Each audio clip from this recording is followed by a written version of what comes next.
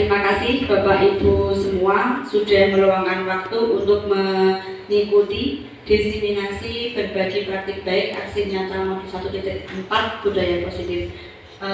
Di sini saya akan menyampaikan tentang budaya positif yang dilakukan di sekolah. Saya Wahyu Medayani dari SD Negeri Koripan 2, CGP Angkatan 8, Kabupaten Semarang. Pertanyaan yang langsung saja, pertanyaan pemantiknya, setuju atau tidak setuju? Hukuman dapat mendisiplinkan anak. Kira-kira itu setuju atau tidak, Bapak Ibu? Tidak. Setuju, aku. Terus yang kedua, apa-apa. iya boleh. 2. Pemberian hukuman dengan hal positif dapat meningkatkan disiplin anak. Setuju. Yang ketiga, memberi penghargaan dapat meningkatkan motivasi belajar anak. Setuju. Yang pertama tadi, hukuman dapat mendisiplinkan anak, berarti setuju, Setuju. Yang tidak setuju mungkin mempunyai alasan. Karena dari image kelas rendah sendiri, kalau hukuman gitu artinya sudah hukuman gitu mereka takut duluan. Jadi ada kata-kata yang lain. Untuk yang setuju, memang hukuman itu identik dengan mendisiplinkan anak, itu menurut pandangan kami. Terus selanjutnya, perubahan paradigma. Sekarang Bapak Ibu minta tolong letakkan sesuatu di tangan Bapak Ibu. Sembarang, bisa apapun, berpasangan Pak Surato sama Putri. Wah, bawa ini. Ya, di dalamnya diberi sesuatu dan genggam erat-erat. Ya, boleh kertas, boleh apapun.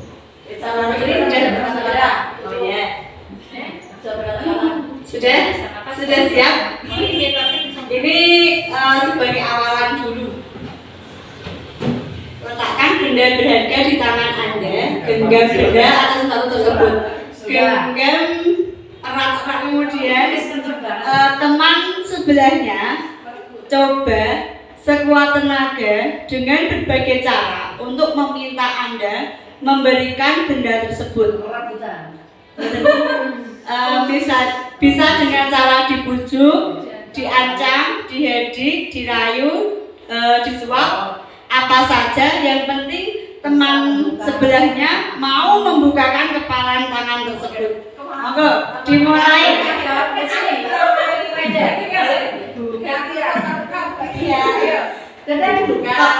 Kalau jauh dibuka, ini apa sih Ibu Putri?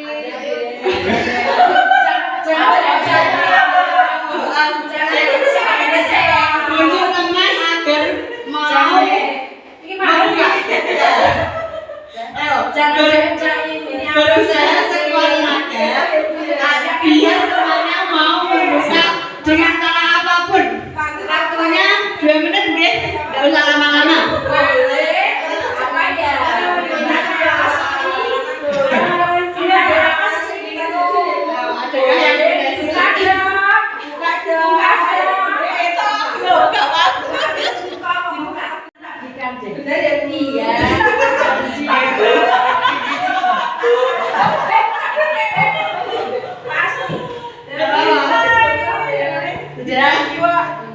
Sudah? Dirayu. Adakah yang berhasil membukanya?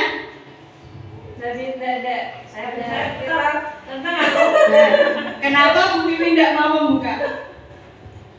Karena orang tuanya tidak mau. Iming-imingannya tidak membuat saya ingin, dan saya menggenggamnya dengan istilahnya dengan sekuat tenaga. Apapun yang terjadi tidak boleh saya lepaskan.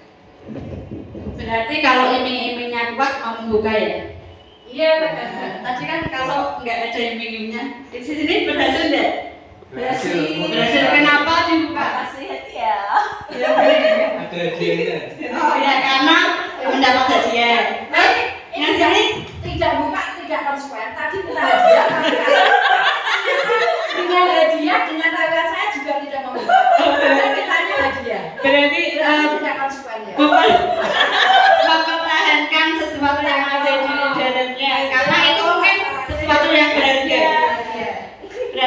mau melepaskan karena itu berharga sekali. Terus Walaupun dengan oke, apa yang terjadi? Ada yang membuka, ada yang tidak nih. Berarti. Nah, itu tadi berhubungan dengan keyakinan kita akan sesuatu, gitu. Nah, terus berkaitan dengan filosofi pendidikan Ki Hajar Dewantara, yaitu bukan tabula rasa. Semua anak terlahir dengan bakatnya masing-masing. Tugas guru menuntun bakat agar anak tumbuh dengan selamat dan bahagia. Yang berikutnya, guru ibarat petani. Terus berikutnya lagi kodrat alam dan kodrat zaman. Terus pendidikan yang berpihak pada anak. Terus, nah, paradigma teori kontrol. Yang pertama, ilusi guru dapat mengontrol murid.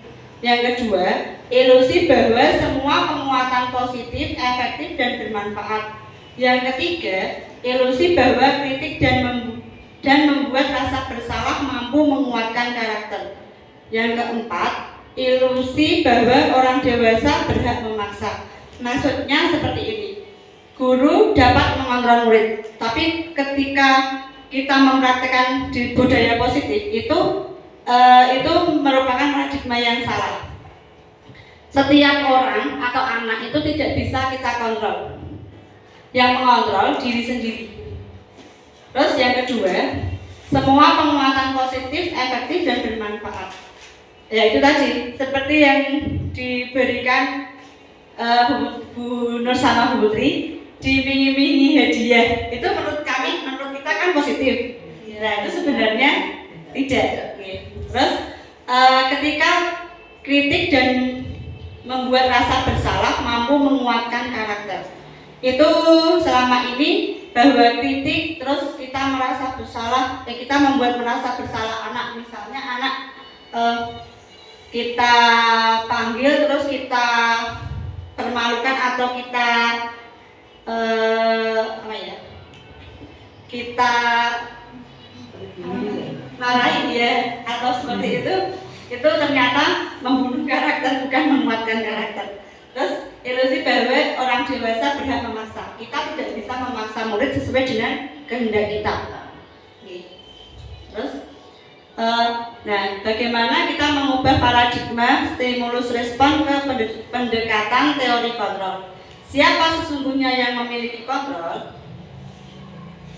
Menurut paradigma stimulus respon, yaitu kebutuhan kita itu sama, padahal pada realitasnya kebutuhan kita itu berbeda-beda. Dalam kelas kita, anak satu dengan anak yang lainnya pun juga memiliki kebutuhan yang berbeda. Maka dari itu sekarang baru digerakkan pendidikan atau pembelajaran yang berdiferensiasi. Oke. Nah, itu kita dianjurkan atau dituntut untuk melayani anak sesuai dengan kebutuhannya. Terus yang kedua, semua orang melihat hal yang sama. Menurut teori kontrol, setiap orang memiliki gambaran yang berbeda. Berikutnya, kita mencoba mengubah orang agar berpandangan sama dengan kita. Menurut teori kontrol, kita berusaha memahami pandangan orang lain tentang dunia. Jadi kalau kita menginginkan teman-teman kita sependapat atau sepemikiran dengan kita, itu tidak akan bisa. Terus, perilaku buruk dilihat sebagai suatu kesalahan. Semua perilaku memiliki tujuan. Walaupun itu buruk, itu memiliki tujuan. Misalnya, ketika ada pencuri itu mengambil barang orang lain, mereka kan merasa butuh. Jadi untuk mereka itu dia memiliki tujuan agar kebutuhannya tercapai. Tetapi berdasarkan kita kan perbuatan itu tidak baik. Terus orang lain bisa mengontrol saya, hanya Anda yang bisa mengontrol diri Anda. Berarti yang bisa mengontrol kita, murid kita itu dirinya sendiri. Saya bisa mengontrol orang lain, Anda tidak bisa mengontrol orang lain. Pemaksaan ada pada saat bujukan gagal. Kolaborasi dan konsensus menciptakan model berpikir menang atau kalah, model berpikir menang dan menang. Jadi menurut teori kontrol itu tidak ada yang kalah, semua menang. Ya. Yang penting kita mendapatkan hal yang terbaik atau solusi yang terbaik. Ada beberapa istilah atau beberapa materi yang berkaitan dengan disiplin positif. Yaitu yang pertama makna disiplin itu sendiri, terus teori motivasi, nilai-nilai kebajikan universal, keyakinan kelas, posisi kontrol, segitiga restitusi, 5 kebutuhan dasar manusia. Teori kontrol atau teori pilihan oleh Dr. William Glasser itu dijabarkan berdasarkan Anda tidak bisa mengontrol orang lain, hanya Anda yang bisa mengontrol diri Anda sendiri. Nah, itu diturunkan melalui makna disiplin. Belajar kontrol diri dengan menggali potensi kita agar tercapai tujuan mulia, yaitu sesuatu menjadi seseorang yang kita inginkan berdasarkan nilai-nilai yang kita hargai.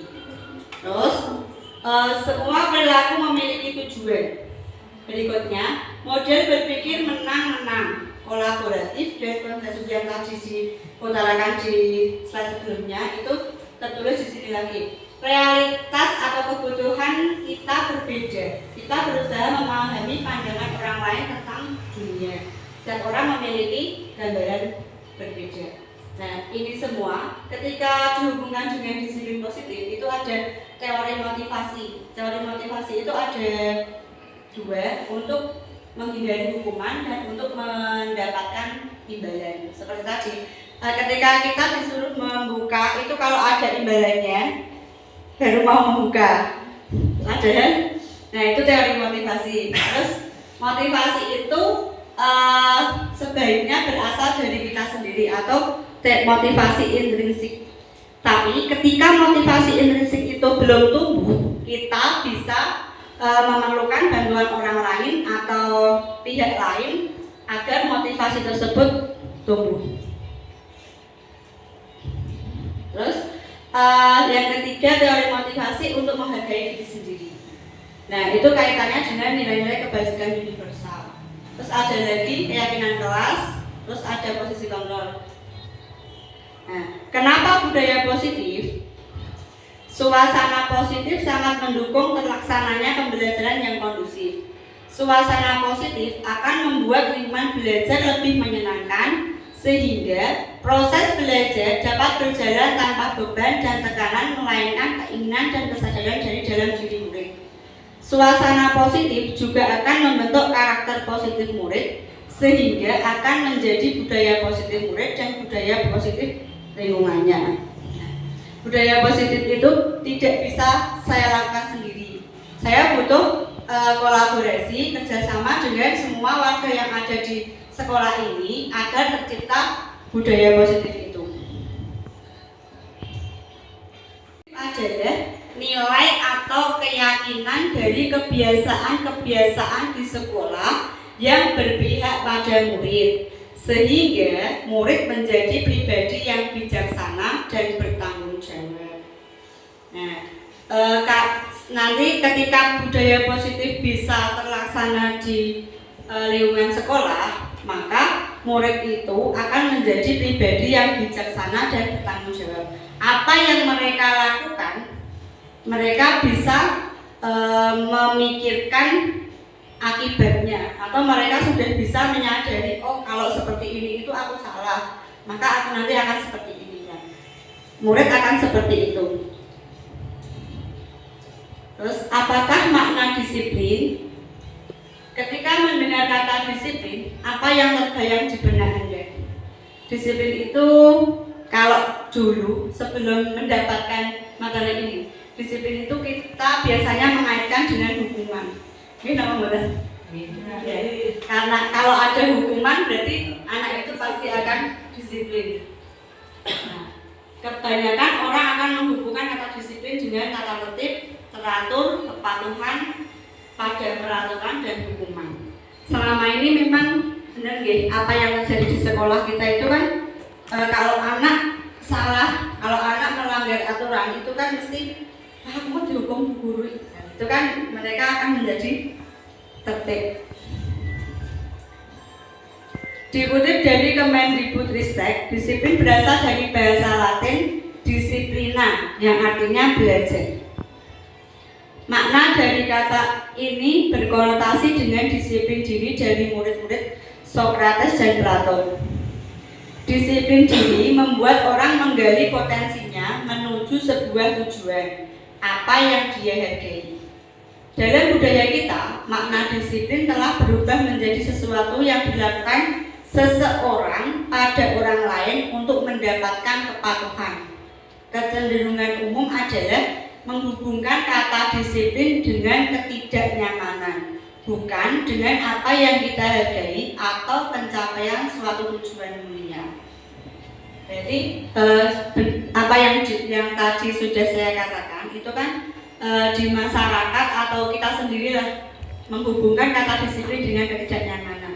Kalau kita pengen disiplin ya seperti Bu Kepala nih, ketika dulu tinggal di asrama gitu, itu kan identik dengan ketidaknyamanan, mesti kayak aku gini kan kehidupannya. Tapi di sisi lain memang itu membuat kita menjadi tertib, menjadi disiplin itu sendiri.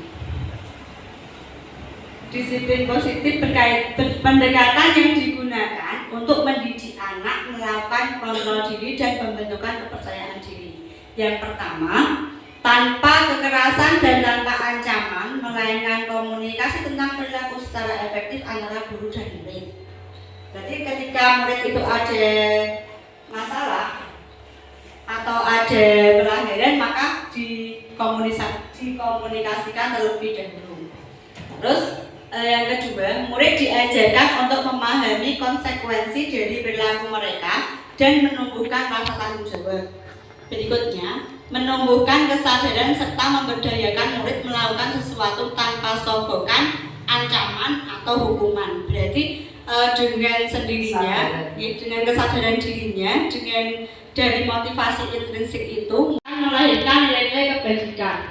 Nilai kebajikan itu sendiri adalah sifat-sifat positif manusia yang merupakan tujuan mulia yang ingin dicapai setiap individu. Salah satunya yaitu nilai yang terdapat dalam profil pelajar Pancasila. Disiplin itu bertujuan untuk melahirkan nilai-nilai kebajikan. Nah, nilai-nilai kebajikan itu apa? Nilai kebajikan itu sifat positif manusia yang merupakan tujuan mulia yang ingin dicapai setiap individu. Dalam visi pendidikan Indonesia itu ujungnya atau tujuan akhirnya yaitu menjadikan murid itu berprofil pelajar Pancasila. Nah, profil pelajar Pancasila itu termasuk salah satu nilai kebajikan. Karena apa? Di dalam profil pelajar Pancasila terdapat 6 dimensi yang sudah nilai-nilainya ikut dalam nilai-nilai kebajikan universal itu sendiri. Kita sudah sering mendengar dimensi profil pelajar Pancasila itu ada 6. Yang pertama yaitu beriman, bertakwa kepada Tuhan yang Maha Esa dan berakhlak mulia. Dengan beriman dan bertakwa itu di sekolah atau anak-anak sudah dibiasakan berdoa sebelum sudah pelajaran. Terus pembiasaan yang lain seperti Asmaul Husna, sholat duha, sholat berjamaah. Terus yang kedua, berkebinekaan global. Anak-anak menghargai atau menjunjung tinggi perbedaan yang ada di sekolah. Kebetulan di sekolah kita kan juga ada yang non muslim. Mereka juga bisa bermain bersama, belajar bersama. Bahkan satu kelompok dalam belajar pun mereka juga tidak ada perselisihan. Terus yang ketiga, bergotong royong. Gotong royong dapat kita wujudkan dari kegiatan-kegiatan kita, misalnya diskusi kelompok di kelas itu sudah termasuk gotong royong, pelaksanaan piket, terus bersih-bersih lingkungan, ya. Terus yang keempat yaitu kreatif. Anak-anak kadang ketika kita suruh untuk membuat suatu produk itu bahkan lebih kreatif dari kita. Ide-idenya itu muncul tanpa dari kita, tidak juga dari kita, bahkan mereka punya ide yang seling kreatif sendiri. Ya, oke. Terus bernalar kritis. Nah, dari kegiatan diskusi, dari kegiatan di kelas yang bervariasi itu bisa menumbuhkan berpikir kritis dari anak-anak. Misalnya sebelum pembelajaran ada video, ada bacaan itu bisa kita giring anak-anak untuk berpikir kritis dengan memberikan pertanyaan-pertanyaan. Terus mandiri kita juga bisa anak-anak melaksanakan belajar atau pembacaan Asmaul Husna tanpa kita bimbing, kita oyak-oyak seperti itu.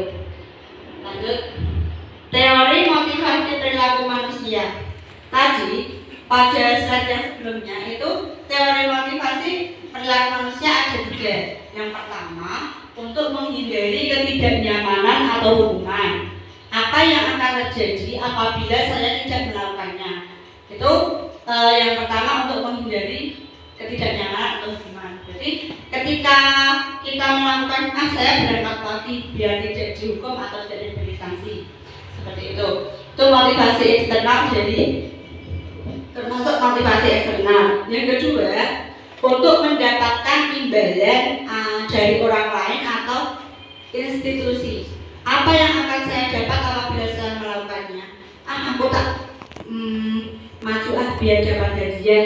Nah, itu kan mengharapkan imbalan dari orang lain. Itu juga termasuk motivasi dari luar atau eksternal. Yang ketiga, untuk menghargai diri sendiri. Saya akan menjadi orang yang seperti apa bila saya melakukannya. Nah, itu termasuk dari motivasi diri. Ketika Bu Vivi itu ikut guru penggerak kok dari dalam hati atau dari diri sendiri tanpa di koyak-koyak buka kepala, ya itu termasuk motivasi dari diri. Sadar akan apa yang dilakukannya. Nah, sebelum ini kita tes diri dulu. Kita ngantuk, Mbak Vivi udah ngantuk. Ketika saya bilang 1, jawab terus berdiri. 1.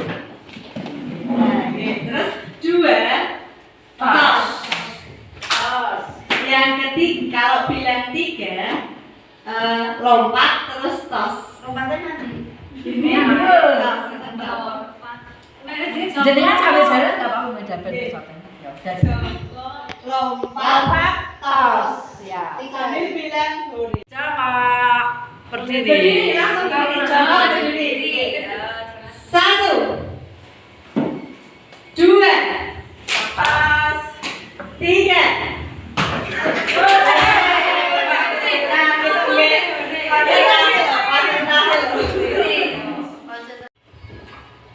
Dua, pas, 3. 2.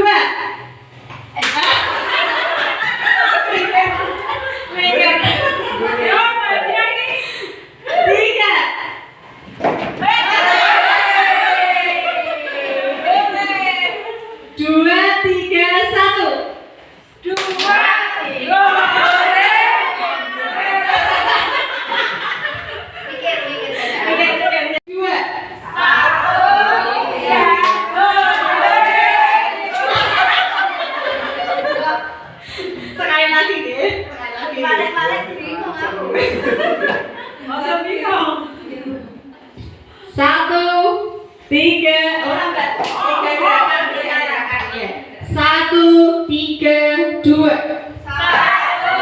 3, 2. Dua ini nama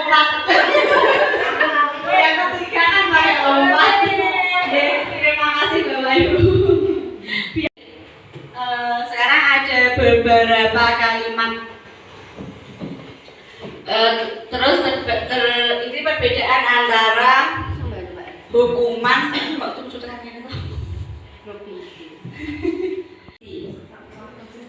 sebelum mendapatkan materi yang itu.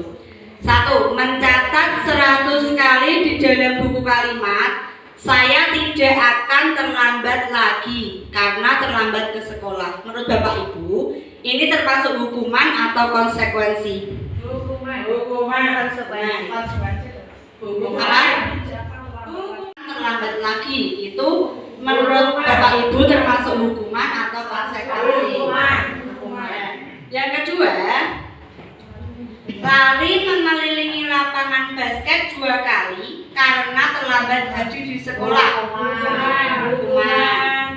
Murid diminta untuk push up 15 kali karena tidak menggunakan masker ke sekolah. Hukuman. Yang keempat, menggantikan kertas tugas teman yang telah dicoret-coret. Konsekuensi.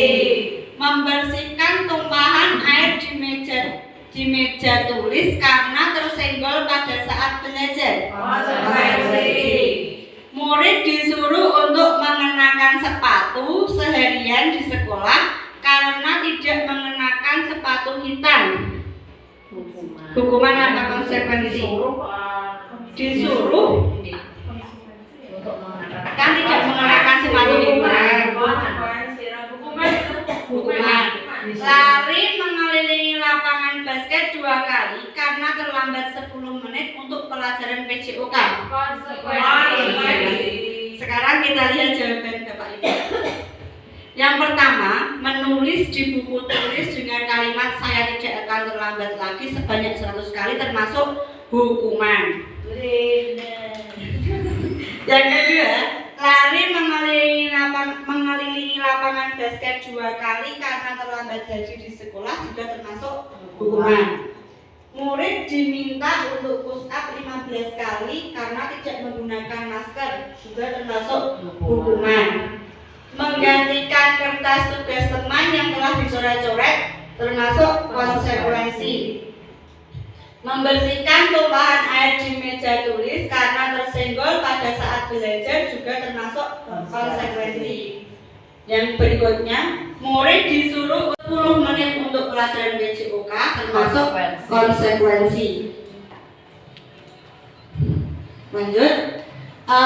Sekarang apa tuh perbedaan hukuman dan konsekuensi?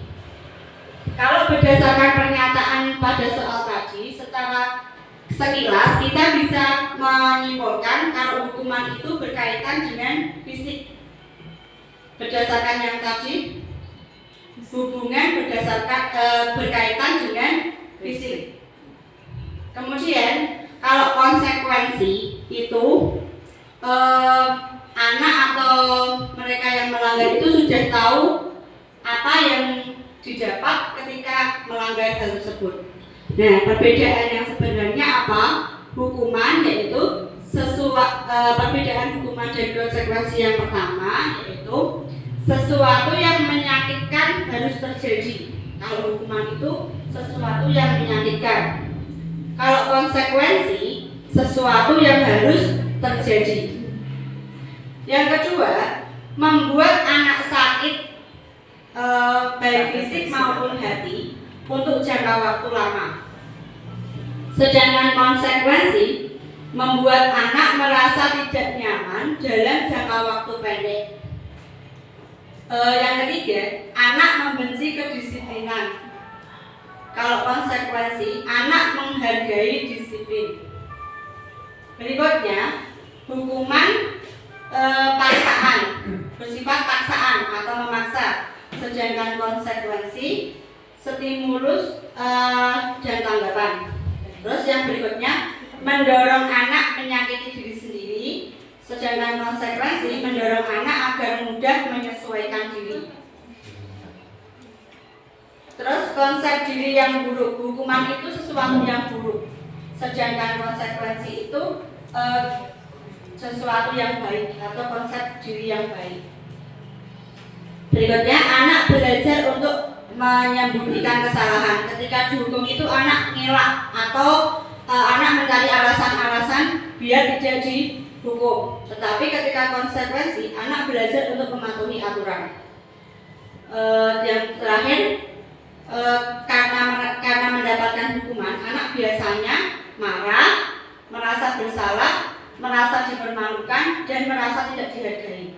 Tetapi ketika melaksanakan konsekuensi, anak itu akan merasa kehilangan hak, juga tidak nyaman, tetapi hanya sementara waktu, dan ketika itu sudah hilang, dia akan kembali lagi ke sesuai dengan jalurnya.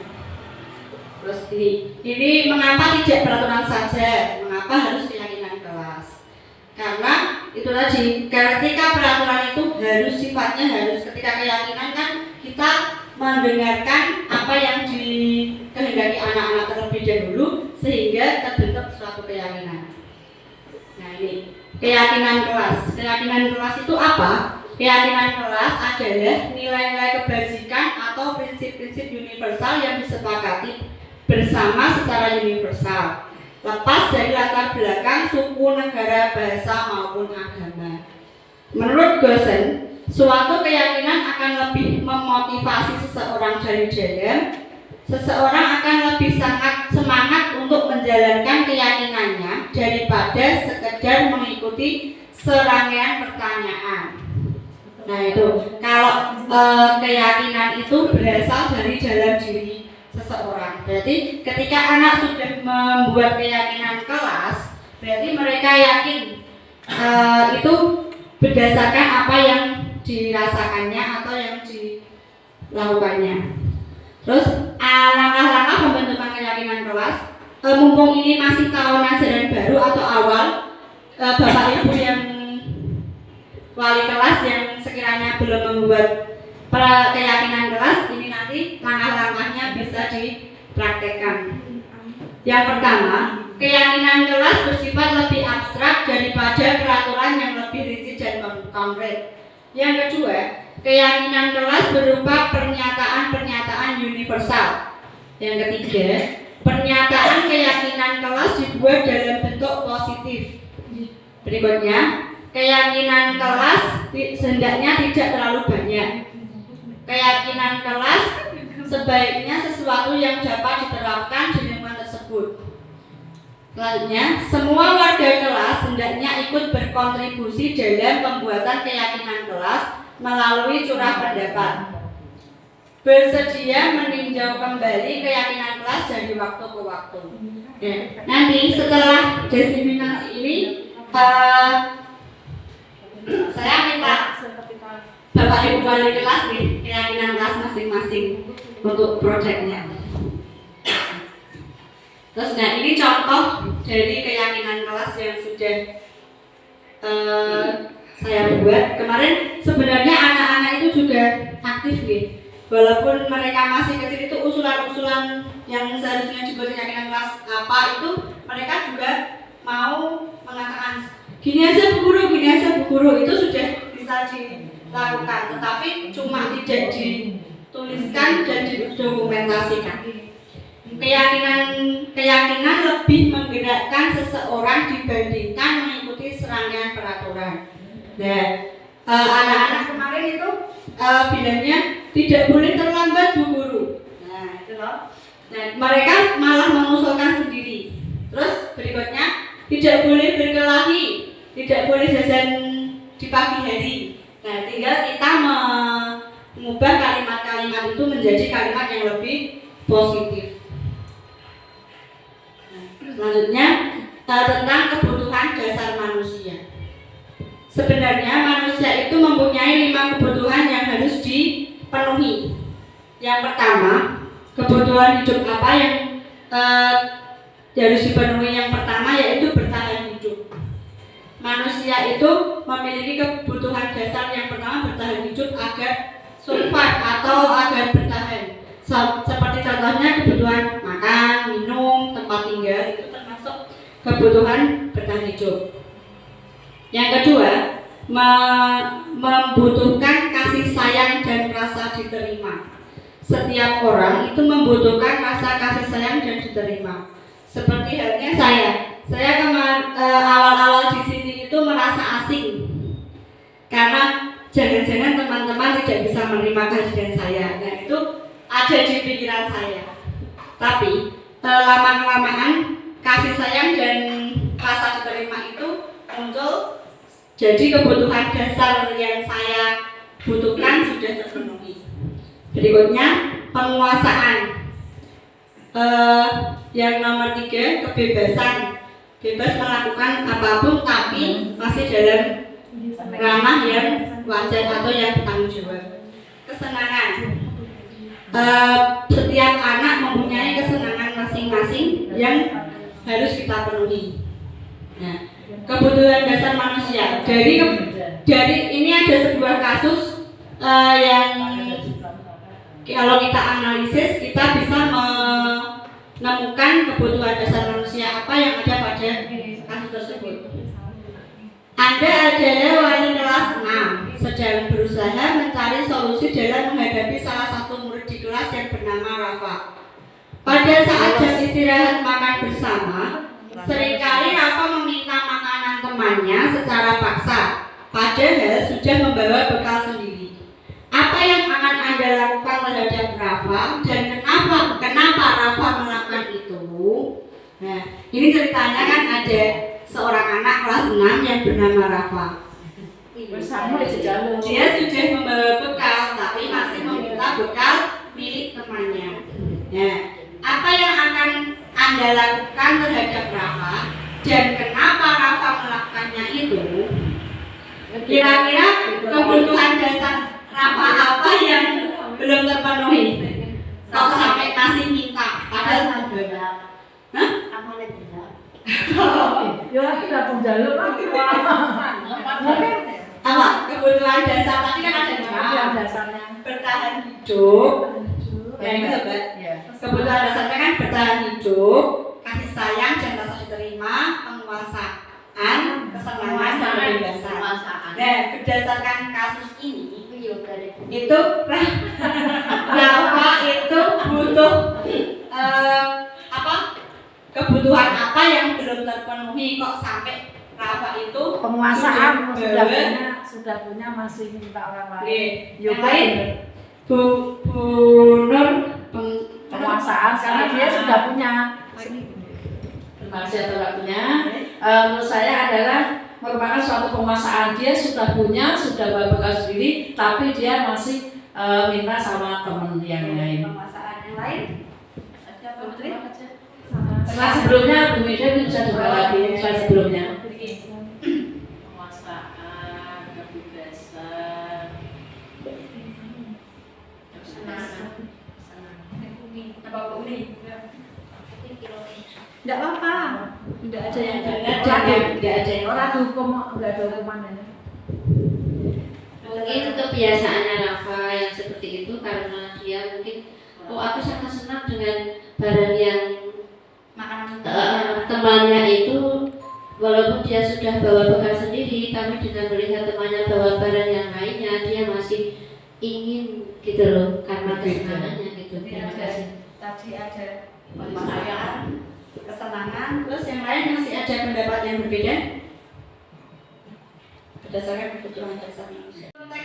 Penerapan disiplin positif sebaiknya mencari tahu dulu alasan Rafa melakukan tindakan tersebut agar mengetahui kebutuhan mana yang sedang berusaha dipenuhi Rafa. Yang pertama, apabila jawaban Rafa karena dia lapar dan orang tua tidak membawa bekal atau bekalnya sangat sedikit dan tidak diberi uang saku, maka kebutuhannya adalah bertahan hidup. Apabila jawaban Rafa ia senang temannya memperhatikannya, kebutuhannya adalah cinta dan kasih sayang.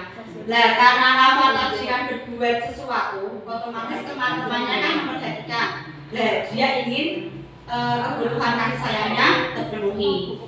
Yang ketiga, apabila jawaban Rafa ia merasa hebat karena teman-temannya menjadi takut, kebutuhannya adalah penguasaan.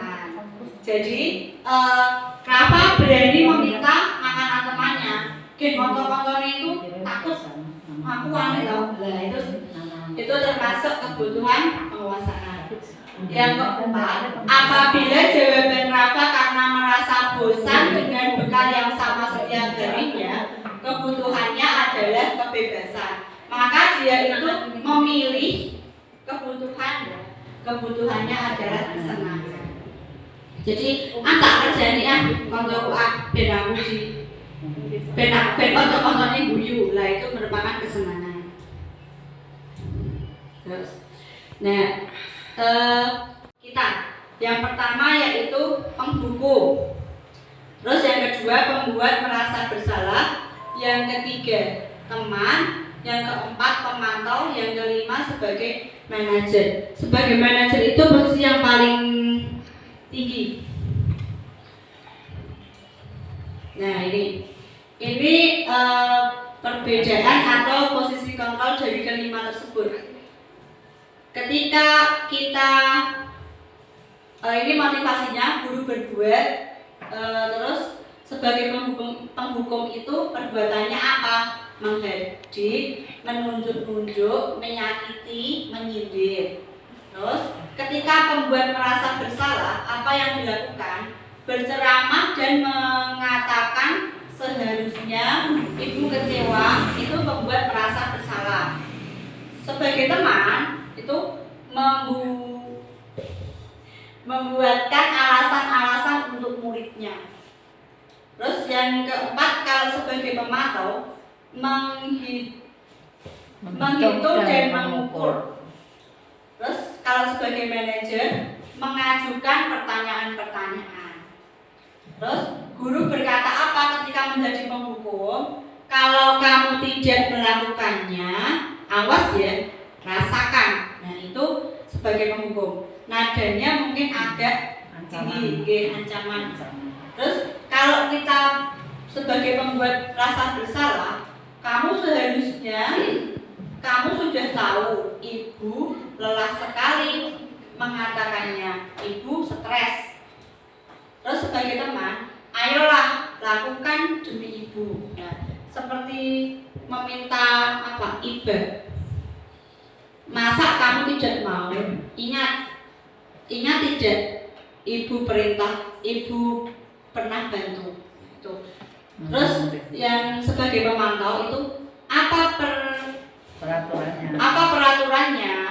Terus kalau sebagai manajer, apa yang kita yakini? Apa yang bisa kau kerjakan untuk memperbaiki masalah ini? Nah, ketika sebagai manajer itu menuntun anak untuk mencari solusi. Kemudian hasilnya apa? Sebagai penghukum itu membentak, menyalahkan orang lain, berbohong. Terus untuk sebagai pembuat rasa bersalah, menyembunyikan, menyangkal, berbohong. Yang ketiga, jika sebagai teman, ketergantungannya akan semakin tinggi. Terus pemantau, menyesuaikan diri bila diawasi. Terus manajer menguatkan pribadi. Kemudian kalian dikaitkan dengan dunia yang berkualitas. Murid berkata apa? Sebagai penghukum, biarkan saja. Nanti sebagai pembuat merasa bersalah, maafkan saya. Sebagai teman, saya pikir bapak ibu teman saya, ternyata begitu. Ini muridnya yang ketika kita menjadi teman. Terus ketika kita menjadi pemantau, berapa banyak bintang yang saya harus peroleh, berapa halaman yang harus saya tulis, itu bertanya-tanya. Sebagai murid perkataannya seperti itu. Bagaimana caranya saya bisa memperbaiki keadaan? Itu sebagai manajer. Dampak pada murid, ketika kita sebagai penghukum, murid itu akan mengulangi kesalahannya lagi. Terus ketika sebagai pembuat merasa bersalah, berarti murid itu akan merasa rendah diri. Sebagai teman, lemah, tidak mandiri, tergantung. Terus sebagai pemantau memiliki menitik beratkan pada sanksi atau hadiah untuk dirinya. Sedangkan kalau sebagai manajer mengevaluasi diri bagaimana cara memperbaiki diri. Nah, sekarang pertanyaannya, Bapak Ibu sekalian, pada posisi kontrol yang manakah saat ini? Ketika melihat ciri-ciri 5 posisi kontrol tersebut. Satu-satu gitu.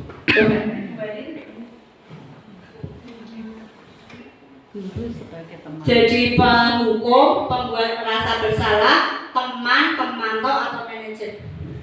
Kadang Saat ini, di posisi saat ini. Pemantau.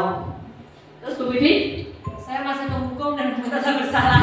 Penghukum dan merasa bersalah. Bisa dihilangkan dari seorang guru. Masih ini Bu Alin sebagai pemantau. Pak Surato? Teman. Bu Dwi? Kalau saya ini teman, kemarin penghukum. Iya. Bu Umi? Sebagai teman dan hukum. Teman dan menghukum. Terus Bu Buana? Manajer Mantap. Pemantau. Bu kami Dengan Bu sebagai manajer. teman. Bu Putri? Saya ada kalanya sebagai teman, kadang ya masih sebagai penghukum. Iya. Jadi masih Dengan situasi. mungkin Yang disesuaikan. bisa kondisional, tapi dengan status saya dengan jenengan dan siswa mau tidak mau harus ada di posisi manajer.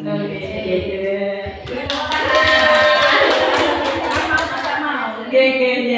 Terima kasih, ya. Memang di posisi manajer itu posisi yang paling tinggi, Bu. Kita tidak boleh menghakimi, maksudnya seperti itu. Kita bersama-sama mencari solusi atau tindakan yang terbaik setiap masalah yang ada. Itu mau bentuknya hukuman, mau bentuknya Nggih. tempat itu kita harus bisa. Iya, nggih. Nah, sekarang ini materi yang mungkin yang terakhir. Kita lanjutkan nih Bapak Ibu ke materi yang terakhir mungkin ini tentang segitiga restitusi. Segitiga restitusi merupakan tahapan tindakan yang dilakukan guru yang bertujuan agar murid dapat mencari solusi untuk masalahnya, dapat berpikir tentang orang seperti apa yang mereka inginkan, tahu bagaimana mereka harus memperlakukan orang lain, menjadi lebih memiliki tujuan, disiplin positif, dan memulihkan dirinya setelah berbuat salah, serta menjadi orang yang menghargai nilai-nilai kebajikan yang mereka percayai. Jadi, segitiga restitusi ini mengembalikan anak atau murid kita setelah mereka melakukan kesalahan dengan mencari solusi dari dirinya sendiri. Terus ciri-ciri restitusi itu apa? Yang pertama, bukan menebus kesalahan, namun untuk belajar dari kesalahan. Yang kedua, memperbaiki hubungan. Yang ketiga, tawaran bukan paksaan. Yang keempat, menuntun untuk melihat ke dalam diri.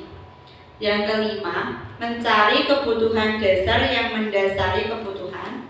Yang keenam, restitusi diri adalah cara yang paling baik. Yang ketujuh, fokus pada karakter bukan tindakan.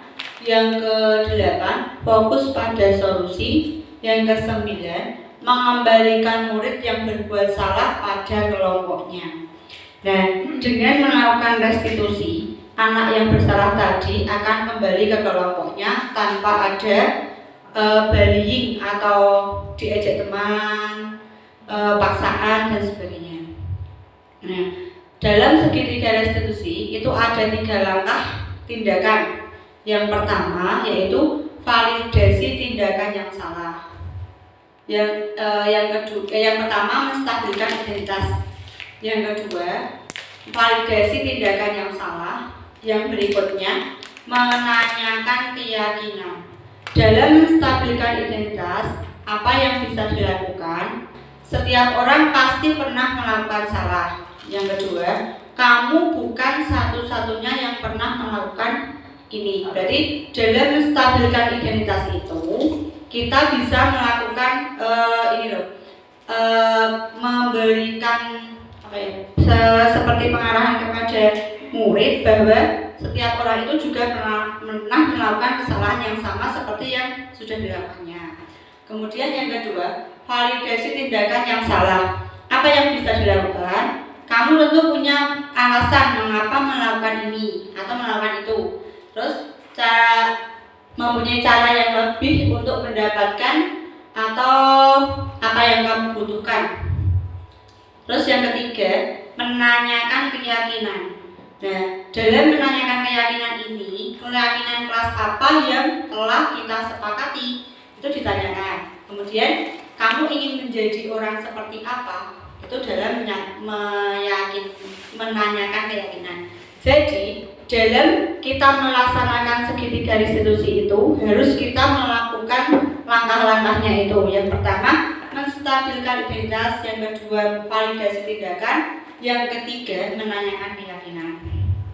Nah, dalam menstabilkan identitas, apa yang bisa kita lakukan? Yang pertama, berdasarkan prinsip membuat kesalahan adalah bagian dari proses pembelajaran. Terus berperan menggeser identitas murid dari identitas gagal ke identitas sukses. Yang ketiga, jangan mengkritik murid yang sedang mengalami kegagalan. Terus pertanyaan yang bisa diajukan apa? Membuat kesalahan adalah hal yang wajar. Manusia tidak ada yang sempurna. Kita bisa memperbaiki masalah ini. Yang keempat, tidak menanyakan kesalahannya, fokus memperbaiki masalah. Yang tindakan yang kedua, validasi tindakan yang salah itu yang pertama tentang apa? Berdasarkan prinsip setiap perilaku berupaya memenuhi kebutuhan tertentu. Yang kedua, guru akan bergeser dari pemikiran stimulus respon menjadi proaktif. Yang ketiga, mengenali dan mengakui kebutuhan murid ini dapat memperbaiki hubungan dengan murid. Terus pertanyaannya mengacu pada kamu bisa saja bertindak lebih dari itu. Yang kedua, kamu bukan melakukannya tanpa suatu alasan tertentu. Yang ketiga, kamu melakukannya karena mempertahankan sesuatu yang penting. Yang keempat, kamu bisa mempelajari sesuatu yang lebih efektif berdasarkan kamu mempelajarinya. Sedangkan yang tindakan yang ketiga itu menanyakan keyakinan. Yang pertama, teori kontrol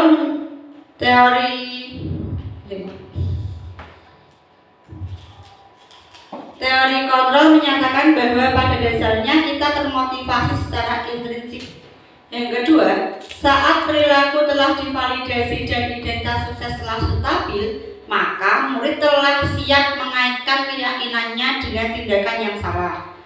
Nah, pertanyaannya atau pertanyaan yang bisa diajukan, satu, sebagai keluarga atau kelas, apa yang kita yakini? Yang kedua, nilai-nilai apa yang telah kita sepakati? Yang ketiga, seperti apa gambaran kelas ideal bagi kamu? Yang keempat, kamu ingin menjadi orang seperti apa? Itu dalam menanyakan keyakinan. Nah, kemarin itu pada waktu tugas demonstrasi kita sudah mempraktekkan segitiga restitusi dengan dua murid dengan dua murid dan dua kasus. Di sini saya mengambil atau mengajak Naya untuk mempraktekkan segitiga restitusi. Di sini Naya tidak mengumpulkan tugas ketika pelajaran karena dia lupa. Karena alasannya di rumah dia membantu ibunya menjaga adik sehingga waktu belajarnya tersita. Restitusi yang sudah saya lakukan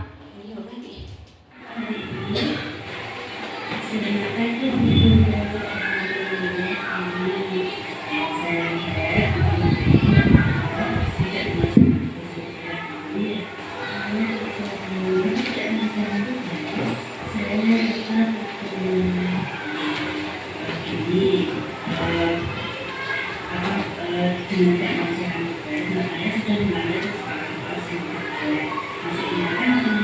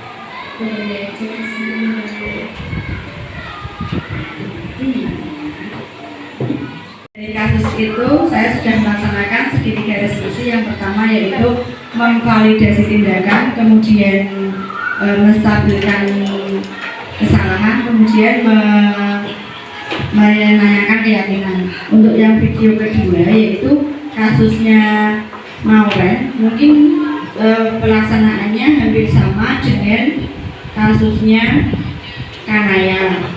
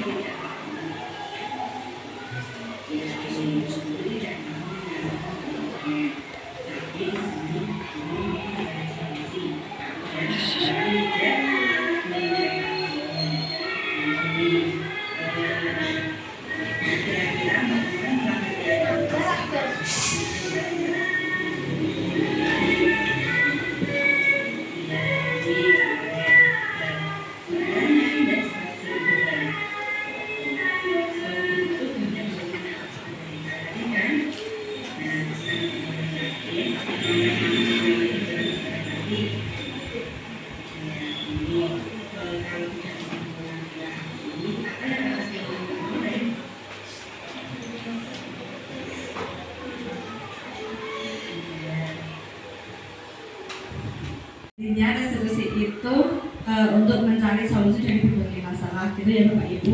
Nanti semoga kita bisa melaksanakan atau mempraktekkan terhadap anak didik kita.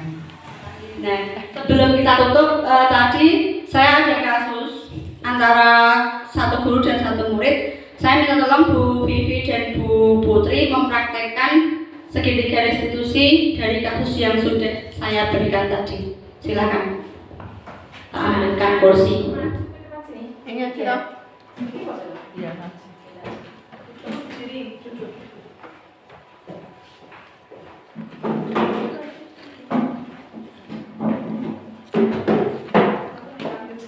Kursi satu aja.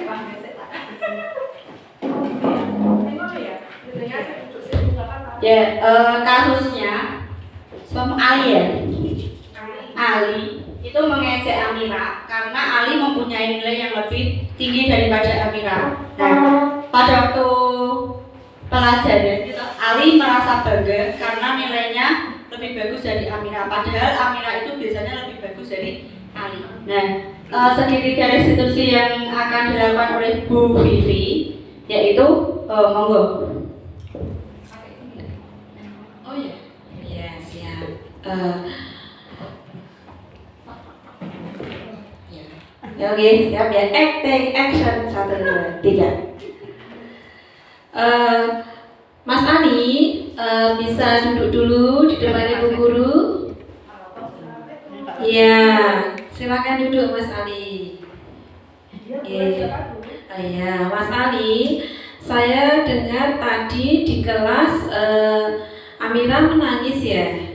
Iya, ya. Mas Ali tahu kenapa tadi Amira menangis? Tadi saya ejek Bu. Oh, diejek sama Mas Ali. Oh, diejek sing bagaimana sih Mas Ali? Coba Bu Guru pengen dengar itu bagaimana mengejeknya. Jadi gini Bu Guru, tadi kan Bu Guru sudah membagikan ulangan. Amel itu dapat nilai jelek, sedangkan aku dapat nilai bagus. Jadi kan aku merasa bangga Bu Guru. Jadi Amira tak ejek deh, terus dia nangis. Oh gitu ya, jadi tadi Mas Ali itu ngejek Amira sampai Amira menangis gitu.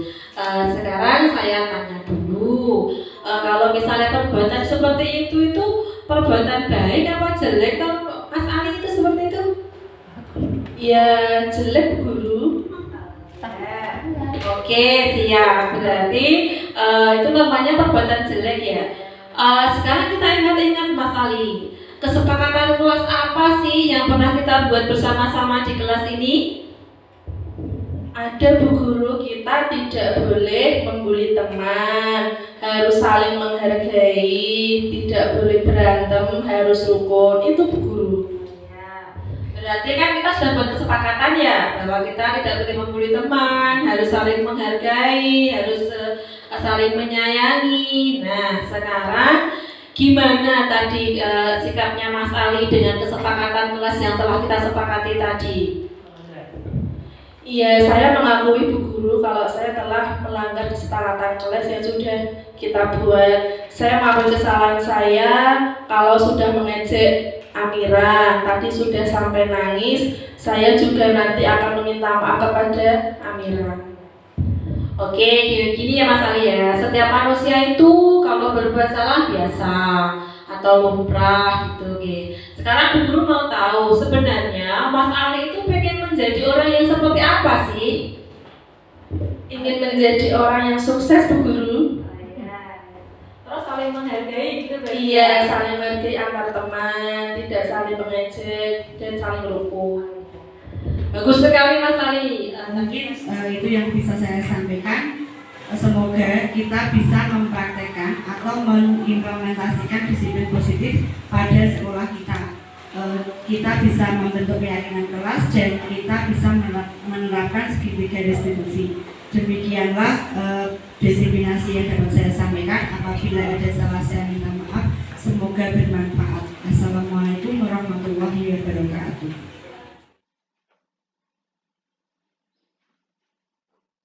Assalamualaikum warahmatullahi wabarakatuh. Perkenalkan, nama saya Dwi Sulawati. Saya mengampu di kelas 1. Nah, saya akan mengungkapkan ini pendapat saya. Setelah saya itu mengikuti diseminasi Bu Maida, saya baru mengerti ternyata posisi saya saat ini selama saya mengajari anak-anak saya itu saya sebagai penghubung. Nah, mulai saat ini karena saya sudah mengikuti dan tahu saya ingin menjadi guru yang menyenangkan dan ini sebagai teman anak-anak sehingga anak-anak nanti bisa gembira dan bisa ceria tanpa ada hukuman sama sekali. Terima kasih. Wassalamualaikum warahmatullahi wabarakatuh. Assalamualaikum warahmatullahi wabarakatuh. Perkenalkan, nama saya Dewi Aprilia. Saya akan menyampaikan 4 kali hasil presentasi yang disampaikan oleh calon guru penggerak Wahyu Widianto. Nah, dari hasil presentasi kemarin saya sudah menerapkan membuat keyakinan kelas yang akan dilaksanakan oleh anak-anak saya. Dan saya akan menjadi manajer posisi guru.